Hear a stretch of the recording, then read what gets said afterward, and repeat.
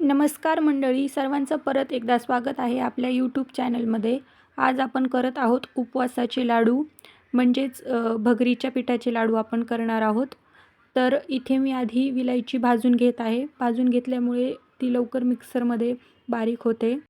भगरचं पीठ बनवण्यासाठी आपण 1 किलो भगरमध्ये 1 वाटी साबुदाणा भाजून घातलेला होता. तर आपण आता ते पीठ 1 वाटी घेऊन आपण ते छान भाजून घेत आहोत, लालसर रंगावर येईपर्यंत. तूप घालून ते भाजायचं आहे. जसे आपण बेसनच्या लाडूसाठी बेसन भाजून घेतो त्याप्रकारे आपण हे करून घेणार आहोत. छान लालसर रंगावर येईपर्यंत हे भाजून घ्यायचं आहे. मध्ये गोळे होतात त्याचे, ते देखील फोडून घ्यायचे आहेत.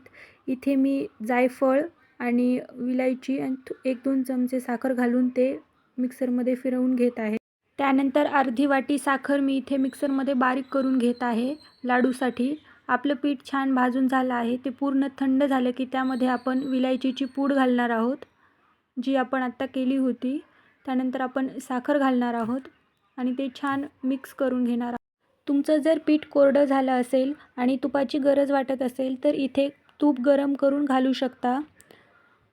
इथे मी हे पूर्ण मिक्स करून घेतला आहे साखर. त्यानंतर असं छान एक गोळा तयार झाला. नंतर याचे आपण लाडू बांधून घेऊयात.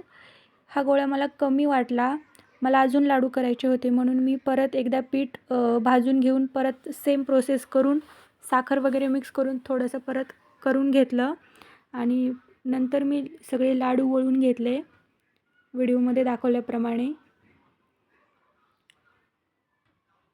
आणि छान छोटे छोटे लाडू मी करून घेतले होते. साखर देखील एकदम परफेक्ट झाली होती. तुम्ही तुमच्या पद्धतीने देखील लाडू करू शकता. असे पेढेसारखे गोल गोल मी असे बोटांनी बांधून घेत आहे. असे आपले लाडू रेडी आहेत. तुपामुळे आपल्या लाडूला छान बाइंडिंग येते आणि छान मध्येपर्यंत सगळीकडं समान साखर पसरली जाते. असे सगळे लाडू इथे आपण तयार करून घेत आहोत. त्यानंतर मी एक लाडू तुम्हाला फोडून दाखवत आहे. व्हिडिओ शेवटपर्यंत पाहिल्याबद्दल धन्यवाद.